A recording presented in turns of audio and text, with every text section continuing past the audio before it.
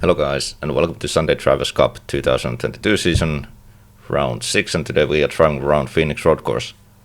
I'm starting from 3rd position, in front of me from pole position Xavier Lopez, then from 2nd position Steven Roval, behind me Nuno Sousa, Stefan Aldering, Michael Elliott, Joseph Kiveni, Sandovar, Dave Geddes and Thomas Daly, and that's the top 10. And this is the start. There's not much happening maybe, but I was just trying to secure my 3rd position, taking this relatively tight line here. Turn 1 is a quite nice corner. It's a pretty difficult actually, because there are multiple lines that you can take. You can take a tight line, or you can let the car run wide and then turn more aggressively in as the turn closes. But that will of course open the door for the guys behind, and they will have a chance to make a dive on you. So it's very situational, like what kind of line you want to take at which point, but yeah. And this is now the last corner of the race, or last corner of the lap. It's very important to get a good exit, because after that there's this oval part. It's not very long oval. I thought that this would be like a huge tow fest, but actually it wasn't. Like here you can see I'm having a tow. I'm gaining Steven Roll in front of me, but not that much, so it wasn't actually that bad. And now as we are coming to the first corner, you can see those two different lines that I was speaking. You can see them in action. So I'm letting the car go wide. Steven in front of me, maybe securing his position, not giving me any thoughts. But at the end of the day, you can see here, they both are more or less squeak. And we are still in this nice little train. And this is where I was having a little moment with Stefan Aldering behind me. So I went a little deep to the corner, opened the door, we are going side by side. We have this very slight touch. Nothing disastrous, 0x. That actually opened the door for my teammate Michael Elliott. So he is now making a move. And yeah, he actually managed to take advantage of that and is now holding the 4th position. So it is now Xavier Lopez, Steven Roll, me, Michael Elliott and Stefan Aldering, the top 5. And then I skipped to lap 5. As you can see, I was maybe losing time compared to guys in front, just a little bit. I think I was too much like focusing on my teammate Michael Elliott, who is now behind me. And even though we are teammates, we are of course fighting each other, and I think, or I guess I can say I know that if there's a overtaking opportunity, he's going for it. So yeah, I was like, I didn't really want to lose my position for Michael. We are thinking about team points, but of course I was also thinking about the individual championship, and Michael is one of the rivals, of course, in that sense. And this is now the end of lap 7. As you can see, we actually managed to catch up with the guys in front. And we are now having this nice little train of 4 cars. Stefan Aldering having the 5th position. He's not out of business yet. He's having this nice little gap to us, which may be a good thing to do. I mean, everything is good as long as we don't start fighting too much. The moment when we start to fight, it will give chance for the guys behind to catch up and make something happen. This is also one of those races, you know, that looks, from the outside it looks like we are just driving in this train and looks like a Sunday drive, but honestly this was one of the most nerve-wracking races I've had in a long time. There are no room for errors, you know. You make one bad corner, one mistake, and it is someone, you know, taking advantage of that straight away. And this is lap 14, and speaking about mistakes, I think this is the place where Steven Roll goes a little deep. Yep. So I tried to do something, but it didn't work too well, and now Michael is like very close to me. I'm decided to go fully defensive to the last corner, compromising my own exit of course, but at least I hold my position.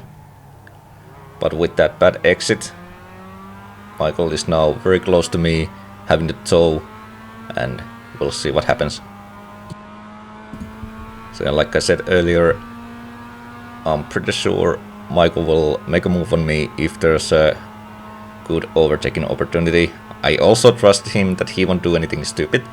But as you can see, when we are coming to the first corner, I leave space inside just in case, you know, not kissing the wall there too much, at least. You know, you can have the outside line here, for if we are not fighting, but in case we would fighting, you can have the outside line to the first corner. Only thing that matters is that you need to have the inside line to this first right-hander. That's the only thing that matters. If you're having outside line there, it's game over for you. But yeah, overall I find this track very difficult to overtake. I didn't remember it was this difficult, but the oval part ain't that huge, so it won't help too much. So it's almost like requires the mistake from others. Like here, actually, Steven Roval brake too late, make very like miss the apex by mile.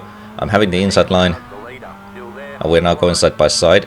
With these cars, the only way to take these oval parts is to take the inside line. You can't really make it happen from the outside, so at this point I knew I will take second place, at least for a moment. But like I said, in turn 1 you can make the outside line happen, so I just leave room inside here just in case, you know, sometimes when you overtake somebody, they can get, well, not triggered, but you know, like in poker terms, they can tilt. So that's why I was even here, I was leaving room inside just in case, you know, because the only thing that matters is the inside line to the first right-hander. Anyway, that was for me making a move, and actually behind me it was Steven Roval and Michael Elliott fighting, and my teammate Michael Elliott managed to also make a move, so it's now, our team is now holding second and third. Very good news for the team, but it seems like I just can't get rid of Michael Elliott, which is not bad thing, of course, but just funny to think about. A pack marker here didn't cause any action to me. And what I really need to do now is catch up with Xavier in front of me. While we were fighting, he managed to build up the gap, but just a couple laps later, this is now lap 18, you can see I managed to catch up with him. Of course, the guys behind were also following quite nicely, so the game is still open. And yeah, Xavier braked way too late, making the same mistake than Steven Roval did, and this is exact same situation that happened just a moment before. Almost like a déjà vu. And again, I'm having the inside line here, knowing that I will get the lead for a moment at least. And I think,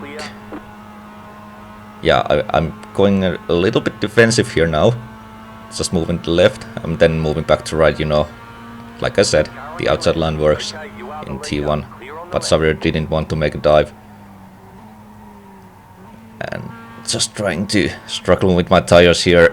The car was so understeery all the time, that was very difficult to manage, actually, at least for me. But yeah, now holding the lead, and there are still multiple laps to go, so I just really need to hold my nerves and focus. And this is not the last lap. The gap behind, it's I think it's 1 second more or less. But more importantly, it is my teammate Michael Elliott keeping Xavier Lopez busy. They are fighting for second position, and that is very good news to me. So I knew that if I just manage these last few corners, I will take the victory here. There's a back marker in front of me, won't cause any action. I might even get a tow from him.